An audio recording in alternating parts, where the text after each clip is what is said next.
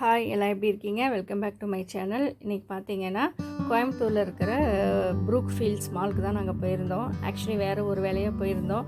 சரி, அங்கேயே பக்கத்துலேயே மால் இருக்குது, எதுக்காவது போயிட்டு வரலாம். ஒரு 2 hours டைம் இருந்தனால சரி எந்த மாலுக்கு போகலாம் அப்படின்னு சொல்லி நாங்கள் யோசிக்கும் போது இந்த ஸ்னோ இருக்குதுன்னு சொல்லி நாங்கள் யூடியூப்பில் பார்த்துருந்தோம்.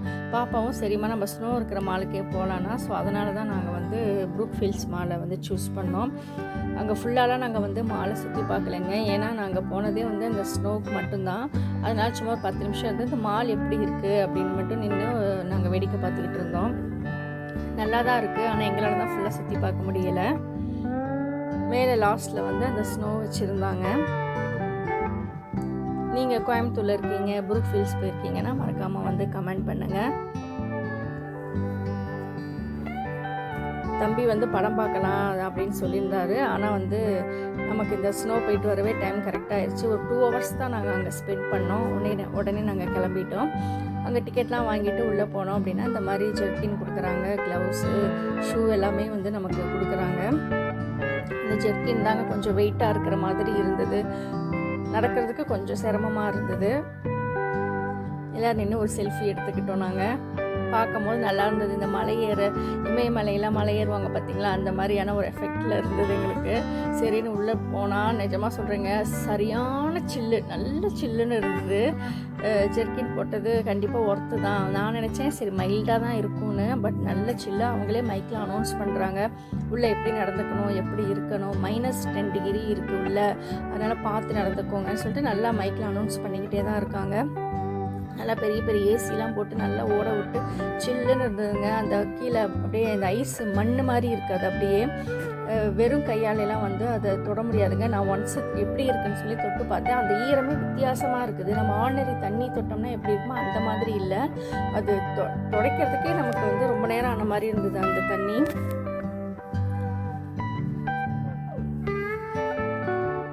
நல்லா என்ஜாய் பண்ணோம். ஆனால் இதுக்கு வந்து டைமிங்லாம் கிடையாதுங்க. நீங்கள் டிக்கெட் எடுத்துகிட்டு உள்ளே போனீங்கன்னா எவ்வளோ நேரம் வேணாலும் நீங்கள் உள்ளே இருக்கலாம். ஆனால் வந்து மேக்ஸிமம் ஒரு 1 hourக்கு மேலாம் இருக்க முடியாது. நான் அப்படி தான் நினச்சேன், சரி ரொம்ப நேரம் உள்ளே ஸ்பெண்ட் பண்ணலாமா அப்படின்ட்டு. பட் 1 hour தான். அந்த சில்னஸ் வந்து நம்மளால் முடியலை. சரி ஃபோட்டோஸ் வீடியோஸ் எடுக்கணுங்கிறதுக்காக நான் கையில் இருக்க க்ளவுஸ் எல்லாம் கழட்டியிருந்தேன். பட் அதுவுமே வந்து ஒரு 5 minutesக்கு மேலே போடாமல் இருக்க முடியல. கையெல்லாம் வலிக்க ஆரம்பிச்சிருது. அந்த குளிருங்கிறத தாண்டி கையெல்லாம் வந்து வலிக்க ஆரம்பிச்சிருது. அப்போ டக்குன்னு வந்து நாமளே க்ளவுஸ் போட்டுக்கிறோம் ஆட்டோமேட்டிக்காகவே. அப்புறம் இந்த மாதிரி குழந்தைங்க விளையாடுறதுக்கு ஒரு 2-3 ஆக்டிவிட்டீஸ் இந்த மாதிரி வச்சுருந்தாங்க. இது இன்னும் கொஞ்சம் நிறைய வச்சுருந்துருக்கலாம் அப்படின்னு தோணுச்சு. ஆக்டிவிட்டீஸ் மட்டும்தான் கொஞ்சம் கம்மி. அங்கே வந்திருந்தவங்களும் அதுதான் பேசிக்கிட்டாங்க, இன்னும் கொஞ்சம் ஆக்டிவிட்டீஸ் இருந்திருக்கலாம் அப்படின்ட்டு. இந்த இக்லோ டைப்புக்குள்ளே பாப்பா உள்ளே போனால் சரி உள்ளே போயிட்டு இதே வெளியே வருவான்னு சொல்லிட்டு பாப்பான்னு நான் உள்ளே போனேன் கூப்பிட்டுட்டு இருந்தேன். பார்த்தா அவள் இந்த பக்கம் வராமல் சைடில் வந்துக்கிட்டு இருந்தா. சரி அங்கிட்டும் ஒரு ரூட் இருக்குது போல இருக்குது அப்படின்ட்டு. அப்படியே ஒரு பனியில் ஒரு பிளேஸில் எப்படி ஒரு ஊர் இருந்தால் எப்படி இருக்குமோ அந்த மாதிரியான ஒரு அமைப்பு. ஸ்னோவில் இருக்கக்கூடிய அனிமல்ஸ்லாம் அங்கே வச்சுருந்தாங்க. பனிக்கரடி, பெங்குவின்ஸ் அந்த மாதிரிலாம் இருந்தது. அங்கே வீட்டில் எப்படி ஒரு லேம்ப் இருக்கும், நல்லா சூடான ஒரு லேம்ப் எப்படி இருக்கும் அந்த மாதிரிலாம் செட்டப் இருந்தது. அங்கே நிறைய ஃபோட்டோஸ்லாம் எடுத்துக்கிட்டோம். இந்த சேர் மாதிரி இருந்தது, இதில் உட்கார வச்சு அப்படி தள்ளிக்கிட்டு போகிறோம். இது என்னென்னா கொஞ்சம் ஃப்ளாட்டாக இருந்தது, அதனால் தள்ளுறதுக்கே கொஞ்சம் சிரமமாக இருந்தது. கொஞ்சம் அப்படியே ஸ்லோப்பாக மேடுலேருந்து அப்படியே பள்ளமாக இழுக்கிற மாதிரி இருந்ததுன்னா இன்னுமே கொஞ்சம் நல்லா என்ஜாய் பண்ணியிருக்கலாம். அது ஃப்ளாட்டாக இருக்கிறதுனால பெருசாக ஒன்றும் இழுக்க முடியல. சின்ன குழந்தைங்க வெயிட்லெஸ்ஸாக இருக்காங்கன்னா அது மட்டும் தான் நம்மளால் ஈஸியாக மூவ் பண்ண முடிஞ்சுது. நல்லா கலர் லைட்டிங்ஸ்லாம் பார்த்திங்கன்னா சூப்பராக இருந்தது. இந்த ரோப்பில் நடக்கிற இதுவும் பார்த்திங்கன்னா நல்லாவே இருந்துச்சு. நல்லா அப்படியே ஷேக் ஆகுது நல்லா. இதெல்லாம் வந்து நிறைய டிவியில் தான் நான் பார்த்துருக்கேன், மூவிஸில் அந்த மாதிரி. பட் இதில் நடந்ததும் ஒரு புது எக்ஸ்பீரியன்ஸ்டாக நல்லா இருந்தது. பாட்டுங்க நல்ல சூப்பர் பாட்டு போட்டாங்க. நல்லா குத்து பாட்டா நிறைய பாட்டு போட்டாங்க. நமக்கே வந்து அப்படியே ஒரு வைப் ஆகி டான்ஸ் ஆடணும் போல் இருந்தது எல்லாத்துக்கும். அந்த மாதிரி நல்ல ஹை சவுண்டில் சூப்பராக பாட்டெல்லாம் போட்டாங்க. இன்னும் கொஞ்சம் நிறைய ஆக்டிவிட்டீஸ் இருந்திருக்கலாம். இந்த சில இடத்துலாம் பார்த்திங்கன்னா அப்படியே ஸ்னோவெல்லாம் அப்படியே பறக்க விடுவாங்க பார்த்திங்களா, அந்த மாதிரி இருந்திருக்கலாம். இன்னும் கொஞ்சம் அப்படியே இந்த ஸ்லைடெல்லாம் கொஞ்சம் நிறையா இருந்திருக்கலாம். ஸோ அதெல்லாம் கொஞ்சம் கம்மியாக இருந்தது. இது ஒன்று மட்டும்தான் இருந்தது. இதில் டயரில் உட்காந்தோம்னா மேலேருந்து அவங்க அப்படியே புஷ் பண்ணி நம்மளை தள்ளி விடுறாங்க, அது போயிட்டு வருது. இந்த ஒரு ரைடு மட்டும்தான் இருந்தது, மற்றபடி பெருசாக ஒன்றும் ரைடு அதில் இல்லை. இன்னும் கொஞ்சம் அதெல்லாம் இனிமேல் ஆட் பண்ணுவாங்கன்னு நினைக்கிறேன். ஆட் பண்ணால் ரொம்பவே அது நல்லாயிருக்கும். ஸ்னோ இடத்துக்கு போனாவே நம்ம அதிகபட்சம் பண்ணுறது இந்த ஐஸ் தூக்கி தூக்கி போட்டு விளையாடுறது தான். மோஸ்ட்லி இதைத்தான் நாங்களுமே அங்கே பண்ணிக்கிட்டு இருந்தோம். பாப்பா நல்லா என்ஜாய் பண்ணா. ஆனால் அதுக்கப்புறம் கொஞ்சம் நேரம் கழிச்சு சில்னஸ் தாங்க முடியல. ஏன்னா அந்த ஐஸ் கட்டி தூக்கி போடும் போது அவள் க்ளவுஸ்குள்ளெல்லாம் போயிடுச்சின்னு அம்மா ரொம்ப சில்லுன்னு இருக்குது, நம்ம கிளம்பலாம் அப்படின்னு சொல்லிட்டா.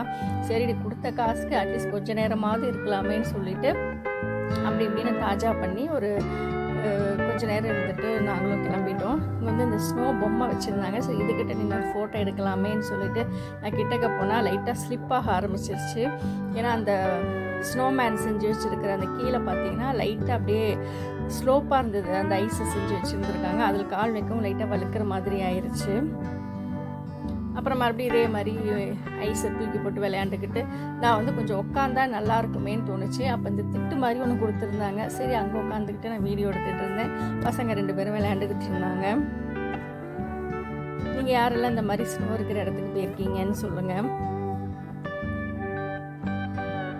எங்களுக்கு ஒரு புது எக்ஸ்பீரியன்ஸ் தான் இந்த ஸ்னோ. ஃபஸ்ட் டைம் நாங்கள் போகிறனால நல்லாவே அந்த சில்னஸ்லாம் நல்லா என்ஜாய் பண்ணோம்.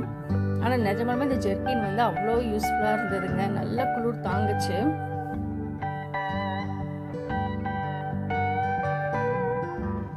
குழந்தைங்க தான் நல்லா என்ஜாய் பண்ணாங்க. இந்த ரைடில் வந்து பாப்பா உட்கார வச்சுக்கிட்டு நான் இழுத்துக்கிட்டு வந்துட்டு இருந்தேன்.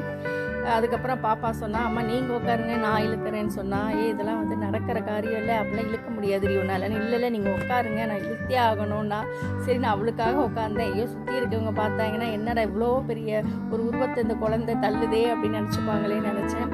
பட் அவளுக்காக நான் உட்காந்தேன். அந்த காலத்துக்கு மேலே வச்சதும் பார்த்தீங்கன்னா லைட்டாக கொஞ்சம் அப்படியே மூவ் ஆச்சு. இழுத்துட்டேன், மாமா வருது நான் இன்னும் பண்ணுறேன் அப்படின்னா, இல்லை பாப்பா அது ஏதோ ஒரு ஃபோர்ஸில் வந்துருச்சு திரும்பி வராதுன்னு சொல்லிட்டு அப்புறம் அங்கேருந்து நாங்கள் வந்து கிளம்பிட்டோம். சரி பெருசாக ஒன்றுமே நாங்கள் சாப்பிடல, ஏன்னா உடனே கிளம்பணும். அதனால பக்கத்தில் இருந்து ஐபாக்காவில் போயிட்டு ஆளுக்கு ஒரு ஐஸ்கிரீம் மட்டும் வாங்கி சாப்பிட்டுட்டோம். இன்னும் டைம் இருந்ததுன்னா ஃபுட் கோர்ட்டில் போய் ஃபுட் சாப்பிட்லான்னு தான் நினச்சோம். பட் ஆனால் டைம் ஆயிடுச்சு.